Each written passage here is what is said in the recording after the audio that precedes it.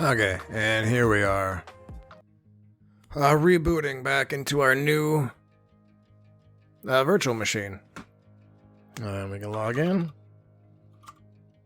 We're on the correct subdomain, so we're not using the default network. I mean, I didn't set that up in the first place, but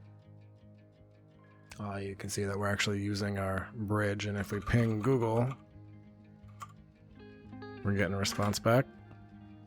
And you'll notice that the screen gets a little weird now, every now and then. It's like being consoled in via a shell, or via a terminal emulator with transparency, via a console command into a virtual machine on a headless virtual machine.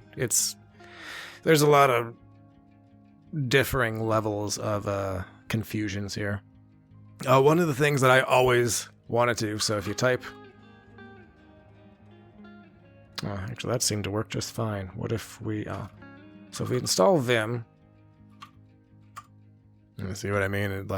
It doesn't quite know how to handle everything. Okay. So the first thing that I do on just about any server is open up the .profile, and we're going to add an export in here. Oh, this is what I mean. So pressing like up and down on the arrow keys will do things that you don't intend for them to do. So we're going to export term equals xterm. That's it. Write and quit. And then source that file. Now if we open it up again, and we can use the up and down, we can use the arrow keys as much as we want. Okay. Next thing I do is I create a bash aliases file. So vim.bash aliases. Alias. And I make an alias for LL. It's out of the box on Ubuntu. I really like it. So we're going to do that. LL equals ls-l for long, a for all, h for human readable file sizes, and --color equals auto. Right, and quit that out, and then source our bash rc file, because if you look at the bash rc, oops, it's looking for if this file exists, then kind of source it. So that's why I created it there. And you can see that it is kind of working. We don't have any folders in here at the moment. But now to actually mount the file system that we passed in. Remember, we passed in the host scripts directory.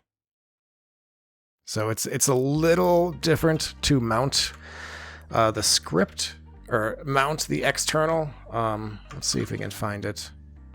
It's like 9p mount.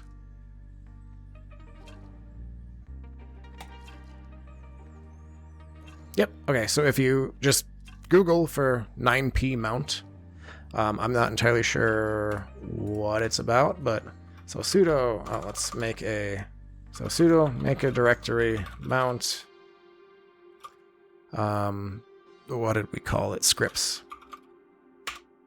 And if we go to it now, you see there's nothing in it.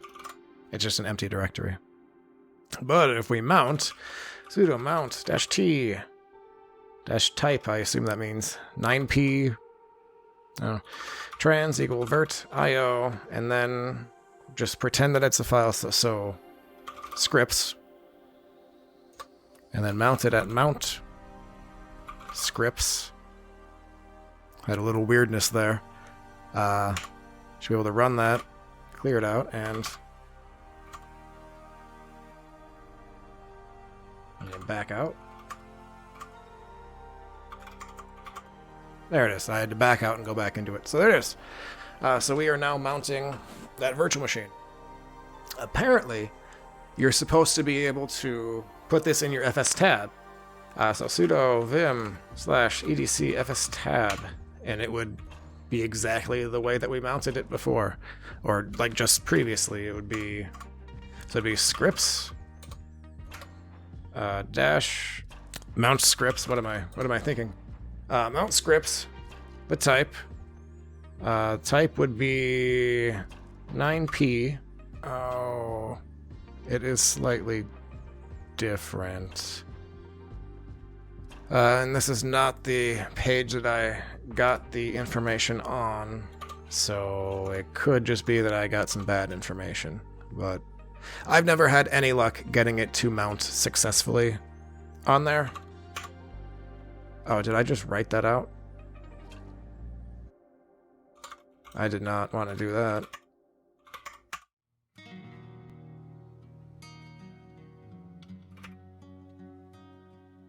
Okay, so I deleted it out of there. I think that was the only thing.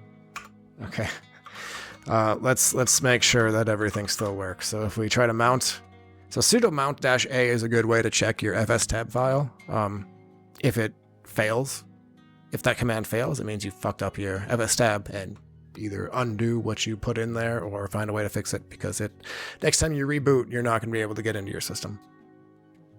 Okay, so we're here. I don't believe we're able to actually create a folder yet. So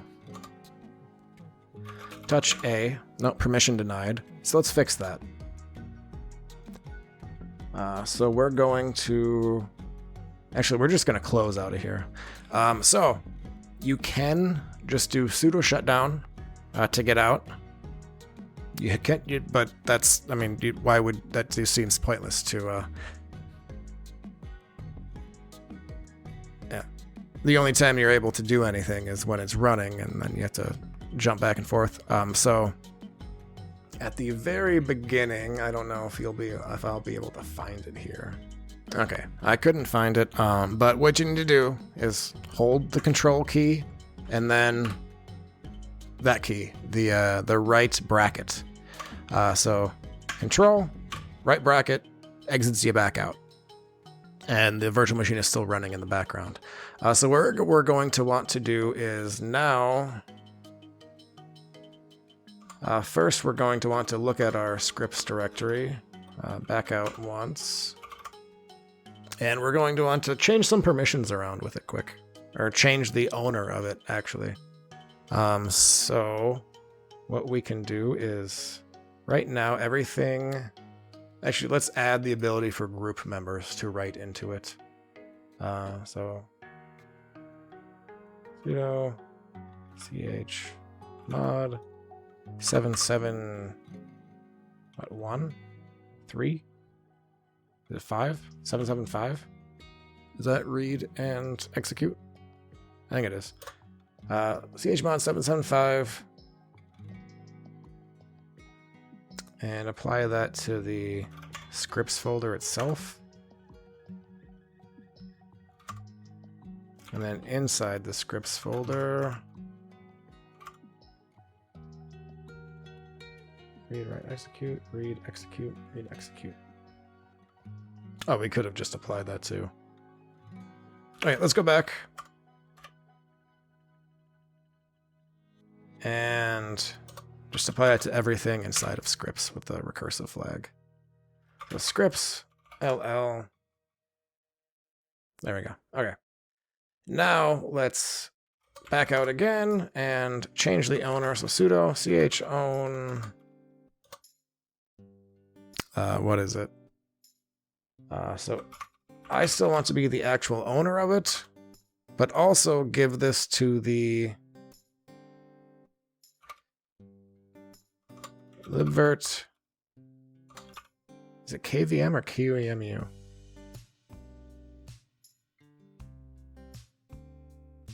I'll have to look. You can find out which user, or kind of find out which user it is by looking in the password file. So edc passwd. ww data.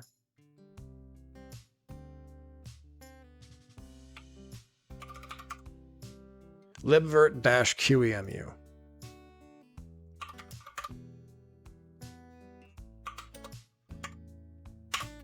Okay, now the libvirt user has the permissions to edit it. However, we need to now edit our actual virsh config. So sudo virsh edit, and what did we decide to call it? It was bbtb/vm-vm. Yep. And now we're in nano by default because somebody decided to have nano the default. Let's search for file system, and here we are. We're going to want to add two things. So F mode, which is the file mode. We want 664 for, I believe that's read write, and read. And execute? I'm not sure. And then dmod for directory, or mode, not mod. F mode, file mode, and directory mode. 775. Oops, I tried to... Did I mess anything up trying to exit Vim? No, okay. So save that. It was edited. Now I believe we're going to want to shut it down anyway, just so it applies the items. But so sudo virsh shutdown. You can either do shutdown or destroy. If your virtual machine is unresponsive, shutdown probably isn't going to work, because if it was going to work, it would be responsive. So sudo virsh shutdown bbtb vm-vm. Okay. And let's start it back up again. All right, and now the way that you actually get back into the headless VM from a headless server, it'd be really easy if you're just using Virt Manager, but we're not going to use Virt Manager right now. So it's sudo virsh console and then domain name of your VM. And see, that's where it says the escape character is, control plus that thing. And it doesn't like to update this. Right now we're on the login page. If you just hit enter. There. Sky Knight. There we go. And if we look at our scripts, I was actually not expecting it to still be there. Let's reboot and see if it's still there, because I don't think it should be there. I really don't think it should still be there.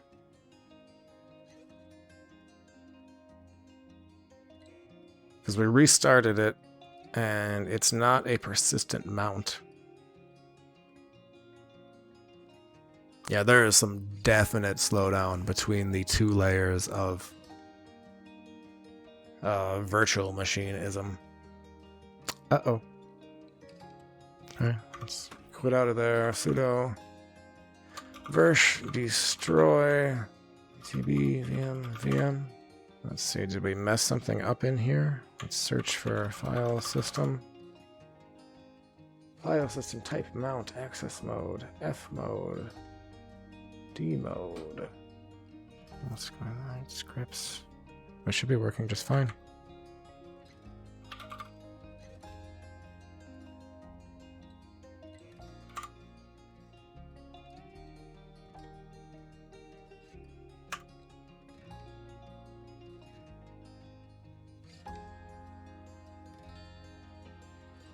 I don't know why it was stuck on the reboot, but okay.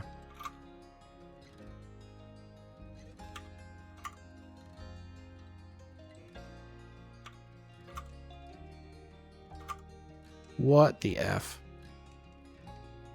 Sudo vim ac fs tab. Let's make sure that we removed all that.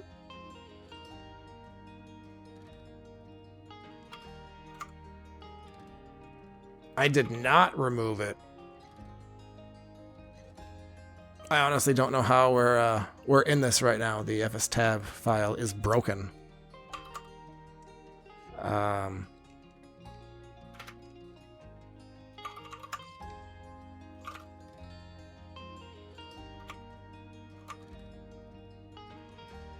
Yeah, I don't understand how we were able to get back into this. It should have been broken.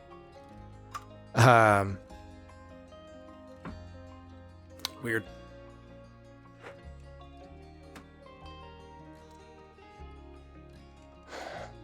Okay, now we're back. Now we're back to where it should have been.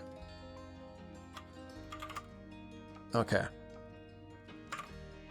Now, if we look into our scripts directory,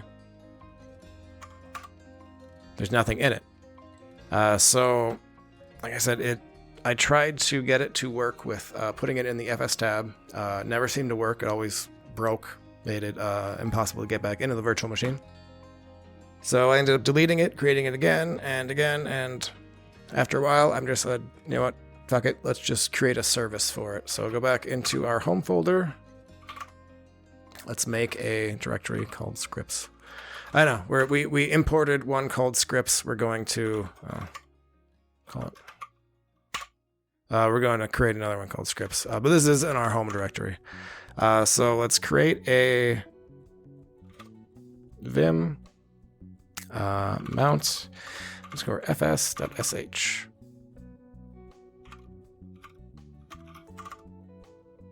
And this is where we're just going to put our mount command. So sudo mount scripts, mounted at mount scripts, type of 9p, not, I'm going to say I'm not sure what that even stands for. A 9p virt.io, I don't know. I don't know what that is. Trans equal.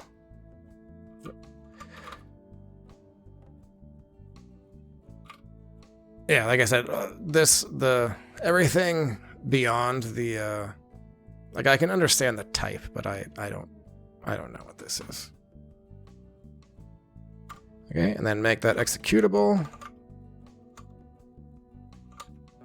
chmod plus x. And just make sure it is executable. Okay. Let's create a service for this. Sudo vim edc systemd system and call it mount fs.service. Okay, and now I'm gonna need some help creating a service because I can never remember the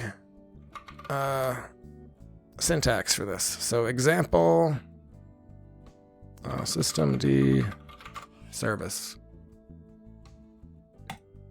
It's not a difficult thing to do. It's just I don't remember what it is. Here we go.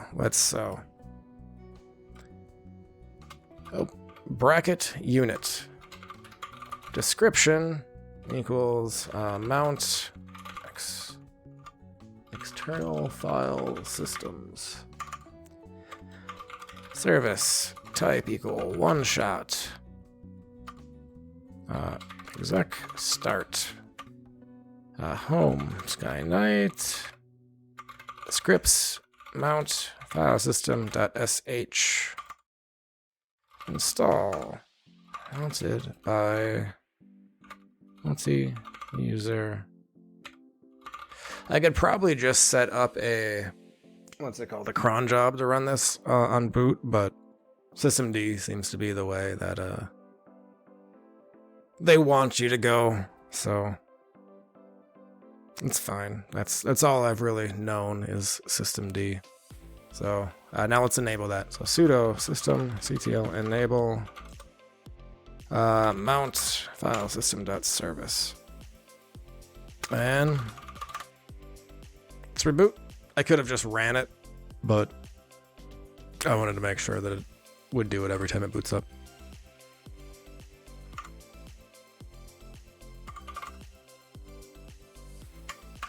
And there we go.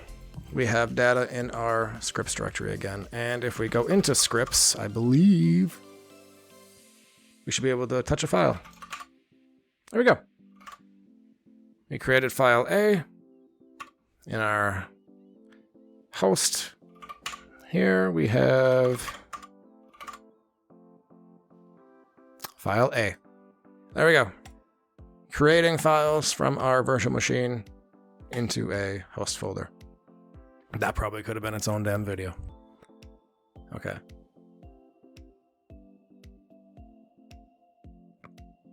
Jiminy Christ. Okay, well that is the process that I went through with several different servers over the past couple days, or several different virtual machines over the past couple days. And in each of the virtual machines, I, had to install a bunch of things, but that's the gist of it. Once you get it created, figure out how to access it, figure out how to pass in a storage system for it. Everything works fine. Oh, one thing that I forgot to mention. So creating a UEFI virtual machine makes taking snapshots super difficult. Super difficult.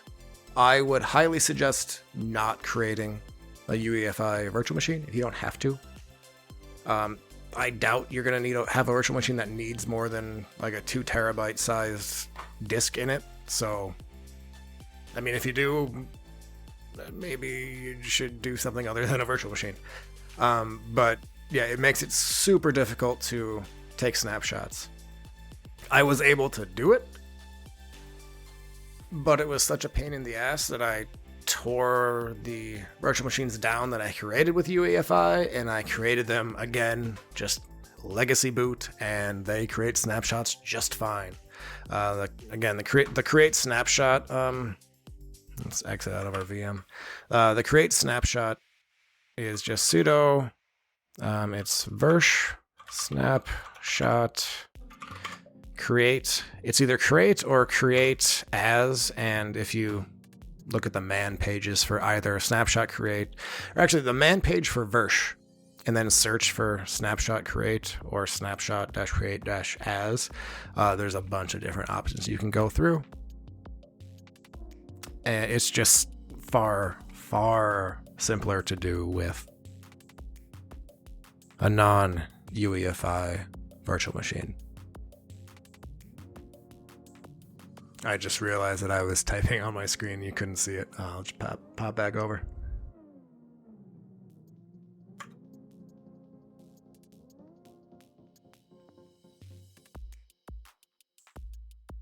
So sudo virsh snapshot create as, or just snapshot create, and then you would pass the domain name, in this case bbtb VM, and actually I'll show you what happens. Internal snapshots of a VM with pflash based firmware are not supported. That means your UEFI firmware can't take a snapshot easily. You can do an external snapshot. I don't understand them enough to easily work with them. It took me a long time to figure out what the issue was with this. But yeah, so lesson learned. If you want to take snapshots, which you probably should, I would definitely suggest not doing UEFI. But sometimes you need a UEFI. Especially if you want to do like a Windows 10 VM with gaming. I don't believe you can do PCI pass-through without going the UEFI route. All right. Well, that was essentially creating virtual machines on a headless server. Creating headless virtual machines on a headless server. I'm Sky Knight. Thank you for hanging out with me. It's been a long couple of days. And it's gone now. Good riddance. All right. Thank y'all for hanging out with me. See ya.